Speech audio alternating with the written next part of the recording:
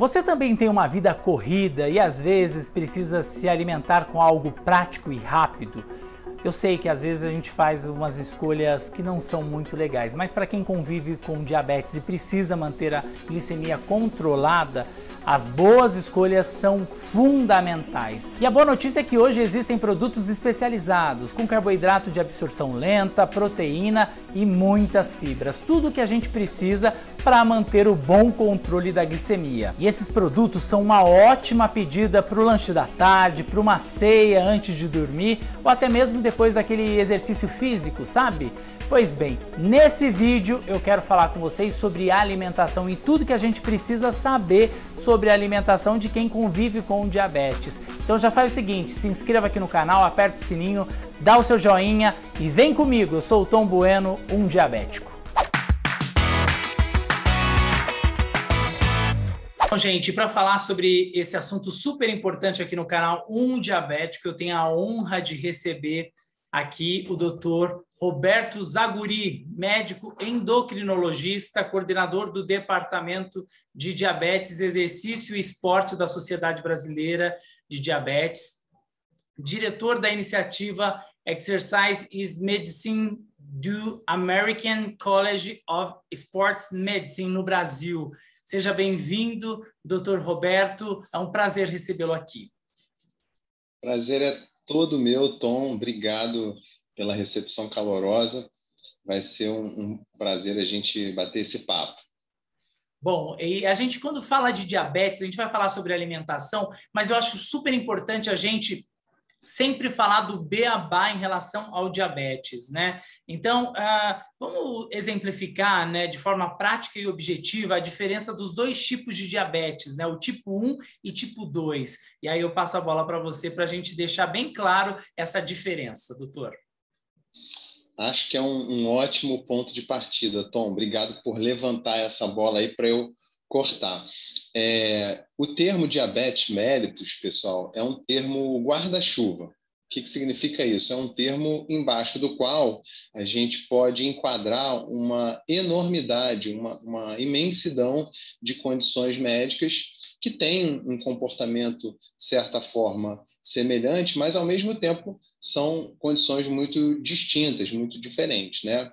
E dentro desse mundo de tipos de diabetes mellitus, a gente tem esses dois tipos principais que o Tom sinalizou para vocês aí, que é o diabetes tipo 1 e o diabetes tipo 2. Eu vou começar falando um pouquinho do diabetes tipo 2, porque o diabetes tipo 2 é a forma mais comum no mundo, representa aí mais ou menos 95% do total de pessoas com diabetes no mundo. E o tipo 1, diabetes tipo 1, representa aí mais ou menos 4%, 3%, vai depender um pouquinho do estudo que a gente está olhando, né? Então, o diabetes tipo 2 é aquele tipo de diabetes que começa na pessoa, em geral, na vida adulta, em geral, depois dos 35 anos de idade. É aquele tipo de diabetes que está associado, que vem junto, anda de mão dada, com o excesso de peso. Quase sempre é uma consequência do excesso de peso. O diabetes tipo 2 ele surge depois de muitos anos de sedentarismo, de um estilo de vida inapropriado, uma dieta desequilibrada que acabam produzindo, que acabam trazendo o excesso de peso, que por sua vez traz o que a gente chama de resistência à insulina e que por sua vez traz o diabetes tipo 2. A resistência à insulina, então, é o centro, é o pilar de sustentação do diabetes tipo 2, que nada mais é uma forma chique que os médicos usam para falar que a insulina não está funcionando direitinho no corpo daquela pessoa, né? O CLOD, ele surge depois dos 35 anos, vem associado com excesso de peso, pode vir associado também com pressão alta, a hipertensão, problemas de colesterol, a dislipidemia, acúmulo de gordura no fígado, a esteatose hepática, e é uma doença insidiosa. O que é isso? É uma doença que vai se instalando sorrateiramente, sem trazer nenhum sintoma, sem dar um alerta para a pessoa poder se defender daquilo, né? Então, em geral, ela é diagnosticada por acaso em um exame de rotina que a pessoa fez, por exemplo, porque entrou num trabalho, ou numa mulher que foi no ginecologista e que pediu uma rotina de exames, e o paciente quase sempre, a pessoa quase sempre não tem sintoma nenhum, certo? O diabetes tipo 1, Por outro lado, é uma doença que, em geral, se manifesta pela primeira vez antes dos 35 anos, é uma condição que acomete pessoas mais jovens. Em geral, são pessoas que não têm excesso de peso, e é uma doença que não tem essa característica da resistência à insulina. A insulina funcionaria direitinho no corpo dessa pessoa, o problema é que a pessoa não tem insulina. As células do pâncreas que produzem a insulina, as células beta, sofrem um ataque do próprio sistema de defesa da pessoa, um ataque autoimune, onde as células de defesa do corpo da gente, em vez de ajudarem a gente, vão lá e destroem essas células que produzem a insulina. Então, a pessoa, de repente, ela deixa de ter insulina no corpo. E a insulina é um hormônio anabolizante, um hormônio que deixa a gente mais fortinho, né? Então, o que acontece quando a insulina acaba no nosso corpo? A pessoa começa a perder muito peso. Como a glicose sobe muito rápido nesse caso, né? Acaba que a pessoa começa a ter sintomas diferentes do diabetes tipo 2. É uma condição que na abertura já tem uma série de sintomas. Os sintomas clássicos, né, que a gente fala assim do diabetes tipo 1, que são poliúria, que é fazer muito xixi, polidipsia, que é ter muita sede, e o emagrecimento, né? Então, é uma doença de início abrupto, diferente do diabetes tipo 2, é uma doença que quase sempre a pessoa sabe mais ou menos dizer: doutor Zaguri, olha, segunda-feira eu estava bem, terça-feira eu já não estava bem. Às vezes a pessoa lembra até do dia do diagnóstico. Vou até perguntar para você, Tom, como é que foi a sua abertura? Você acha que poderia, não sei se você se incomoda de dar esse relato aí para a gente. Não, eu sempre falo, inclusive, doutor, o meu diagnóstico foi aos 22 anos de idade, eu perdi 13 quilos em menos de 2 meses. Foi bem esse perfil mesmo que o doutor acabou de falar, né? Eu perdi peso, comia muito, tinha muita sede, bebia muita água, ia muitas vezes ao banheiro. Acabei tendo também problema de visão, né? Então, na verdade, quando não tem, né, a produção de insulina, quando o pâncreas para de produzir insulina, imediatamente a gente tem já os sintomas, os sinais do diabetes, no caso do tipo 1, diferentemente do tipo 2, porque eu sempre ouvi a vida inteira as pessoas falarem: diabetes é uma doença silenciosa, e nem, assim, nem todo mundo, né? E nem sempre ela é uma doença silenciosa, né? Exatamente. Então, esse seu relato, ele serve como um grande exemplo para a gente. É exatamente assim como começa o diabetes tipo 1 na maior parte das pessoas. É claro que tem exceções, né? A gente brinca assim, na medicina a gente fala que o paciente não é obrigado a ler o livro, né? A gente estuda para saber como é o caso mais típico, o caso mais comum, mais frequente, mas a gente tem que estar atento aí, porque a medicina prega peças.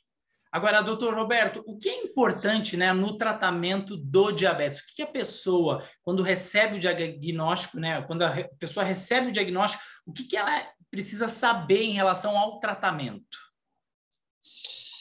Eu acho assim, Tom, que o melhor tratamento, tratamento mais importante para o diabetes tipo 1 e tipo 2 para ambos, é o tratamento que você entrega aqui no seu canal para os seus ouvintes, para os seus seguidores, que é uma coisa que parece simples, mas não é simples, que se chama educação em diabetes.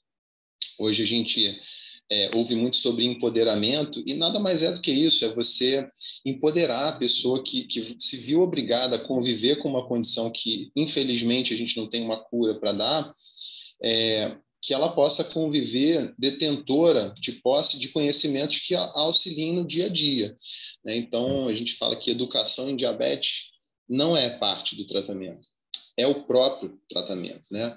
Então, nesse primeiro momento, nesse primeiro contato com a doença, é muito ruim para a pessoa, né? É um mundo de informações, um universo inteiro que se abre, ao mesmo tempo que um peso enorme cai nas costas da pessoa. Então, o médico tem que ter sensibilidade nesse primeiro contato, né? Acho que é muito importante a forma como a gente fala nesse primeiro momento com a pessoa. A gente tem que dar o apoio técnico, médico, mas também um apoio afetivo. Então, a educação em diabetes é um ponto importante do tratamento. A parte de exercício físico é muito importante para o tratamento também. Vou fazer aqui, ó, eu vim com uma camisa, Tom, de propósito, ó, aqui. Exercício é remédio. Mas você sabe que eu defendo isso também, né? Eu costumo dizer, exercício para mim é parte do tratamento e também é meu remédio, assim como informação. É isso, você falou tudo aí. Informação, educação e exercício. É claro, precisa também a parte nutricional, né? O ideal é que a pessoa que convive com diabetes tenha uma nutri para chamar de sua, né? Uma nutri de preferência que tenha vivência com diabetes, que saiba lidar com a coisa. E claro, no caso do diabetes tipo 1, é muito importante que a pessoa use insulina, né? É um tratamento obrigatório sem insulina. Quem tem diabetes tipo 1 invariavelmente vai acabar evoluindo para quadros muito graves que podem até levar a vida da pessoa. Infelizmente, isso já foi realidade lá no passado, né?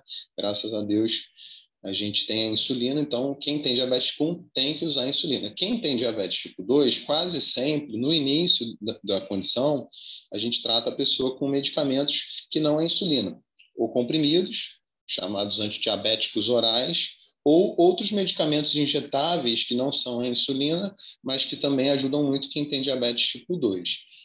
Pode ser necessário ou não, no diabetes tipo 2, o uso da insulina também, né? Então, resumindo aí, educação em diabetes, dieta, exercício, insulina obrigatoriamente para o tipo 1, comprimidos e ou insulina para quem tem tipo 2. Saúde emocional também é importante, né? Não, verdade. Deixei de lado algo muito importante, você super bem apontou.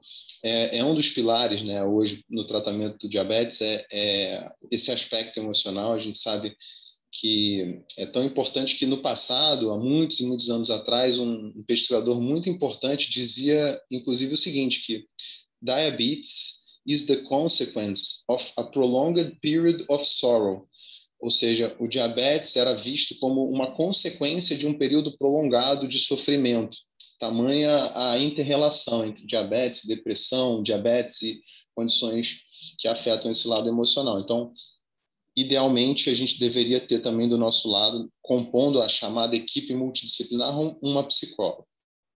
Agora, quando a gente fala desses pilares importantes do tratamento, a gente fala de alimentação, né? E alimentação, sem dúvida nenhuma, é um dos maiores obstáculos, né? No tratamento do diabetes. Eu ouço diariamente pessoas relatando: eu não consigo controlar a minha glicemia por conta da alimentação, eu não tenho como controlar a minha vontade de comer, né? Então, na verdade, a alimentação, de fato, é um fator determinante, né? Muito importante, porque esses pilares todos são importantes, mas o que a alimentação da pessoa que convive com diabetes precisa ter? O que a pessoa pode comer, doutor? Hoje, assim, felizmente, a gente pode dizer, sem medo de errar, que a pessoa que tem diabetes, ela pode comer de tudo. A questão toda é equilíbrio e responsabilidade, né? Atualmente, a gente sequer elimina da dieta o próprio açúcar de mesa, né? Então, é um princípio nosso, né, de não eliminar nenhum ingrediente da dieta por completo.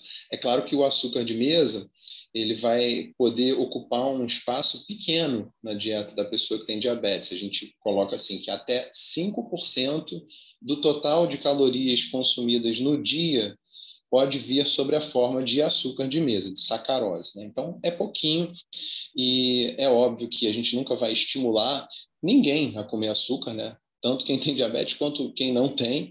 E então, eu diria que assim, a pessoa que tem diabetes, ela deveria evitar, mas não eliminar, mas deveria evitar os alimentos que têm uma quantidade grande de açúcar, que são feitos com açúcar ou que recebem açúcar de adição, os chamados carboidratos mais simples, são aqueles carboidratos que são absorvidos com mais velocidade pelo nosso organismo, que tem uma quantidade muito baixa de fibras, né?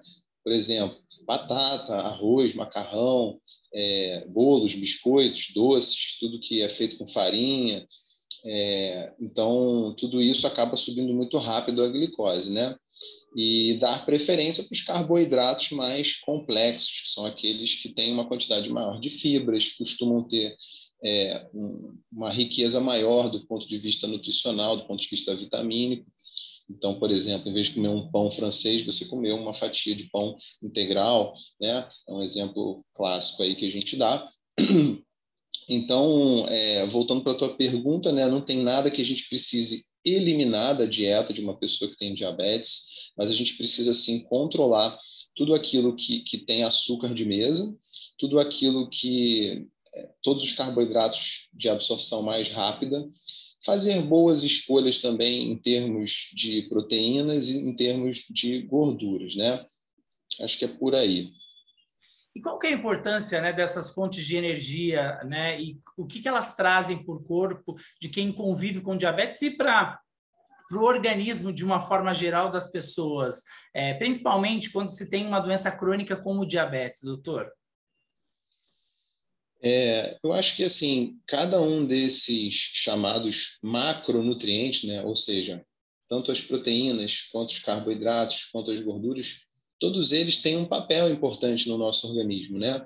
E isso não é diferente na pessoa que tem diabetes. Algumas desses macronutrientes ganham um papel até de maior destaque para a pessoa que tem diabetes. Por exemplo, as proteínas são importantes, são super importantes, porque a glicose, quando está muito alta, a pessoa, como a gente falou aí, ela perde muito peso. E nessa perda de peso, ela perde músculo também. E como é que a gente constrói músculo, né? O tijolinho para a gente conseguir construir um músculo no nosso corpo são as proteínas. Então, para a gente recompor a massa muscular que foi perdida, para a gente proteger a pessoa que tem diabetes de uma perda de massa muscular, as proteínas são super importantes. E, assim, é difícil, né, a gente falar...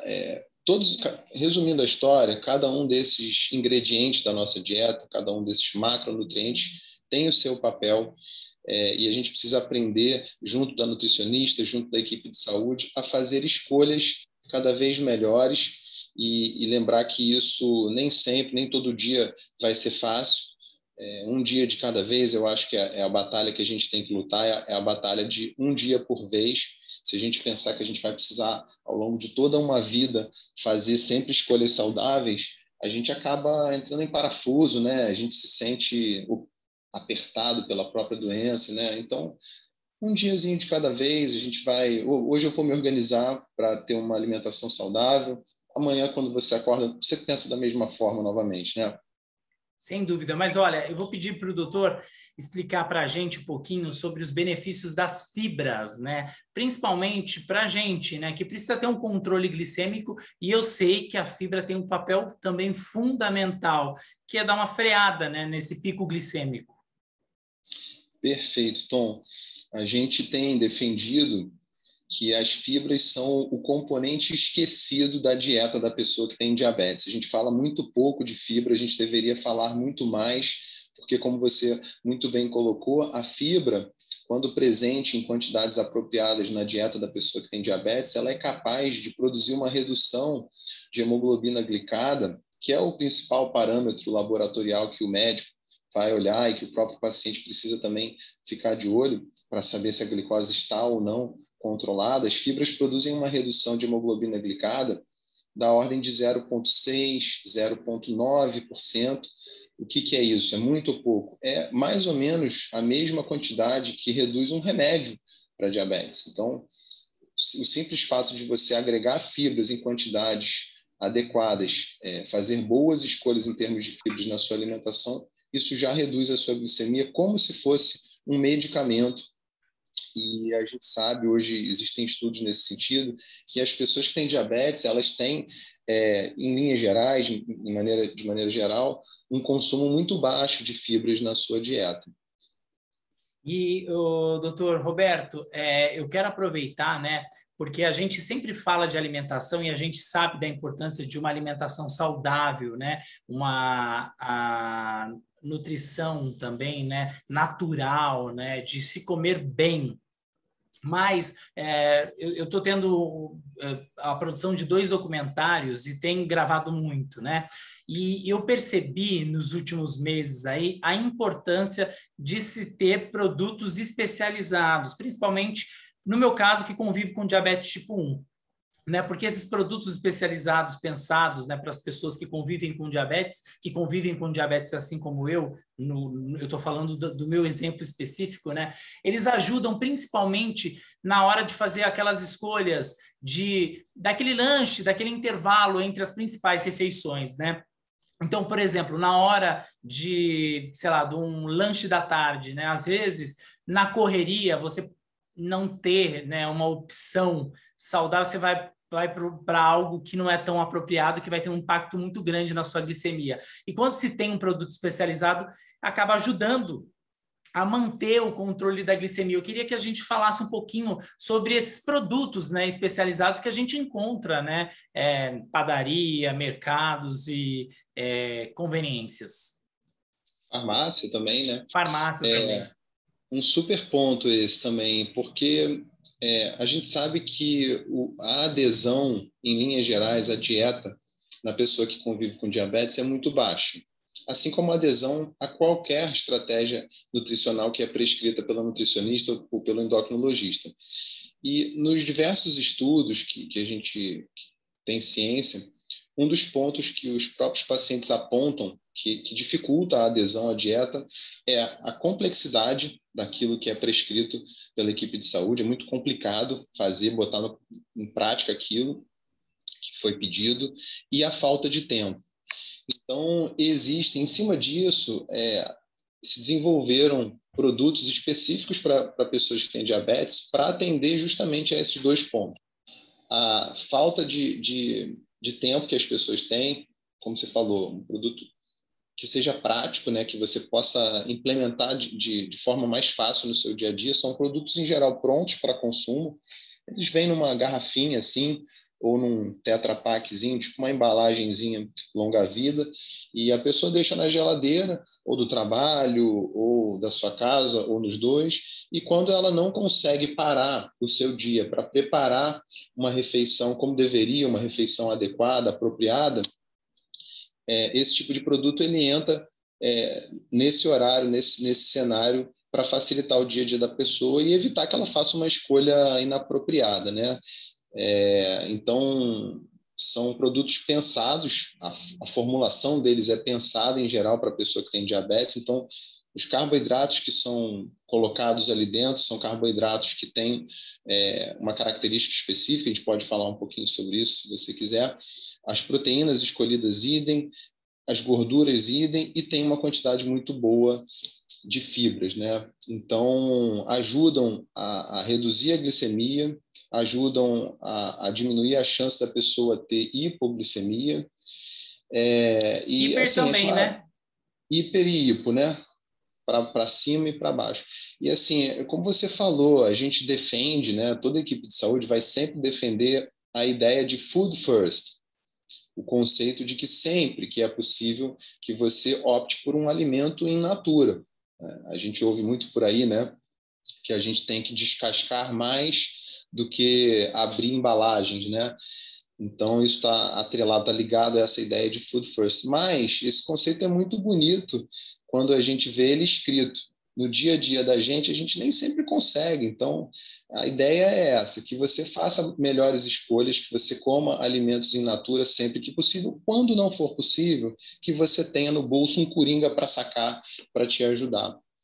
E Um outro exemplo aqui, Tom. aproveitando, doutor, desculpa, aproveitando, eu queria que o doutor explicasse, doutor Roberto, como funcionam esses produtos, como podemos utilizá-los, né? E se de fato eu não tenho que me preocupar, né? Assim, se colocado, né, na minha rotina de uma forma cuidadosa, não vai interferir mesmo e tá tudo certo. Boa pergunta também. Para quem está nos ouvindo, né? Será que eu posso usar isso no meu dia a dia?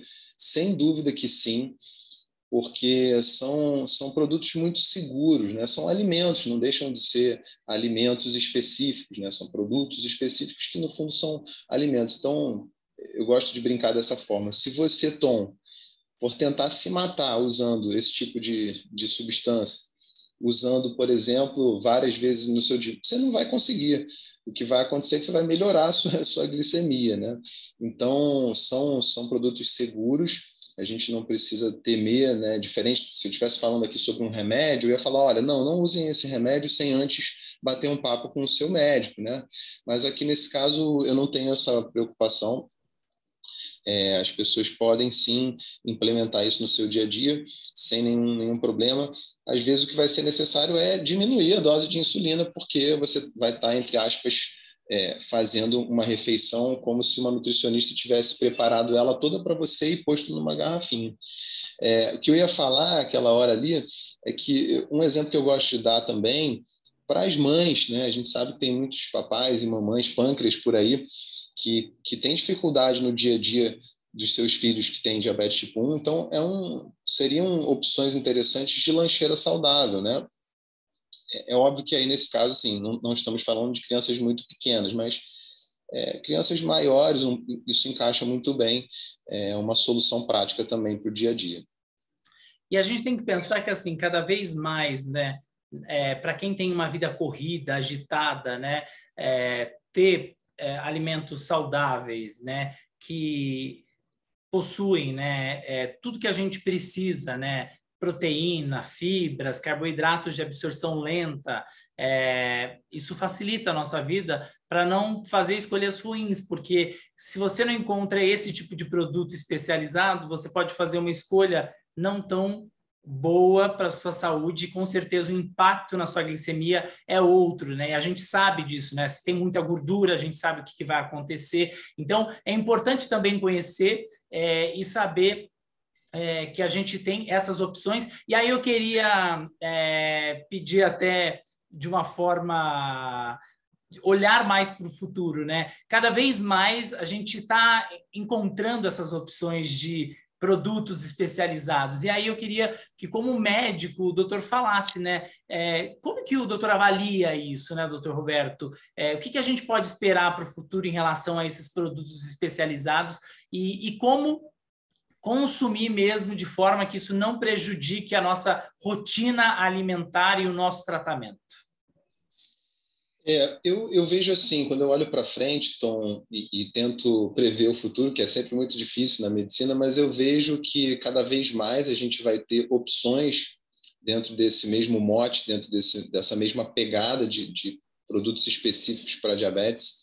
Então, acredito que cada vez esse mercado vai se ampliar. Além disso, os produtos que a gente já tem no nosso país, eu acredito que eles vão começar a se diversificar em termos de sabores, em termos de subprodutos. Então, se hoje você tem somente um shake, você vai passar a ter uma barrinha também, como substituto de um pequeno lanche, né, como forma de você utilizar num lanche. Então, acho que a gente vai ver uma diversificação da cesta de opções, o que é muito bom, porque a palatabilidade precisa ser bacana também, né? Não basta uma boa composição, esses produtos têm que ter também um sabor agradável para encaixar no dia a dia. A outra pergunta que você me fez foi como encaixar isso, né, no nosso dia a dia. Você já deu aí a resposta um pouco ao longo do seu speech, por exemplo, no lanche da tarde, por exemplo, na ceia, né, antes da pessoa dormir. É comum que a pessoa não queira comer nada porque está sem saco de parar para preparar alguma coisa, e a gente sabe que esses produtos eles ajudam, eles protegem um pouco contra a hipoglicemia noturna, né, que é um medo que todo mundo que tem diabetes tem, o terror, né, de todos. Não é uma coisa que poxa, apavorante você saber que você consumiu um carboidrato que tem uma absorção mais gradual, mais lenta, que não vai produzir um pico de glicose e, ao mesmo tempo, vai te sustentar ao longo do período noturno, te protegendo um pouco mais de hipoglicemia. Isso dá uma sensação de segurança interessante. Deixa eu te perguntar uma coisa aqui. Vou dar eu uma de entrevistador aqui, vou roubar o seu papel. Vamos lá, então. Fique à vontade. Você estava aí, coitado. O Tom, para quem está com a gente aí, ele está no maior sacrifício aqui comigo hoje. Ele estava gravando ainda agora, como ele falou aí, um documentário legal que está para ser lançado. O que tinha de lanche para você aí no teu camarim, aí, nas gravações? Então, na verdade, no meu camarim tinha aqueles amendoins, sabe aqueles amendoins japonês? Não, aquele branquinho, sabe? Sei, com uma capinha branca. Água de coco, banana, amendoim japonês e paçoquinha. Era o que tinha. Até que não estava tão péssimo, né? Mas, por exemplo, eu levo um produto específico para dietas com restrições de açúcares, né? Então, que me garante na hora do intervalo, porque as principais refeições eu mantenho a minha refeição, né? E para esses momentos eu sei para onde recorrer. Por exemplo, vou dar então o meu exemplo, né? Você vai num congresso médico, né? De endócrino, tá? Aí você vai lá no intervalo, o que você encontra? Quase assim, pão de queijo, tarteletezinhos, coisas que são mega péssimos, né? Do ponto de vista nutricional, sucos desses pré-prontos de caixinha que eles botam num tonelzão grande. Então, se você se organizar para ter uma opção mais bacana, ou você vai conseguir não comer essas guloseimas maravilhosas que todos queremos, ou se você for comer, você vai comer menos, né? Então ajuda um pouquinho. Mas olha, vou falar uma coisa, sabe esse amendoinzinho aí, branquinho? Ele é um sacrifício para corrigir depois para mim, viu? Porque a gordura, ela não bate 2 horas depois, ela bate 4, 5, 6 horas depois. Então, e é o autoconhecimento, né? Conhecer também cada alimento que a gente ingere, e a gente só conhece com educação em diabetes, lendo o rótulo, conhecendo cada produto e sabendo, né, os benefícios dos produtos, né? E não tendo preconceito mesmo, né? Aproveitando o que a gente tem de melhor, né? Quanto mais opção, melhor para a gente. É isso, essa coisa da gordura, né, que você falou, muito legal, que a gordura aumenta a glicose, mas tem um delay, né, tem um atraso aí, como você falou, e às vezes você nem lembra o que foi, gente, o que eu fiz que a minha glicose está tão alta? Você nem lembra mais, né? Então, é uma pegadinha aí do dia a dia mesmo, essa que você colocou aí, bem lembrado.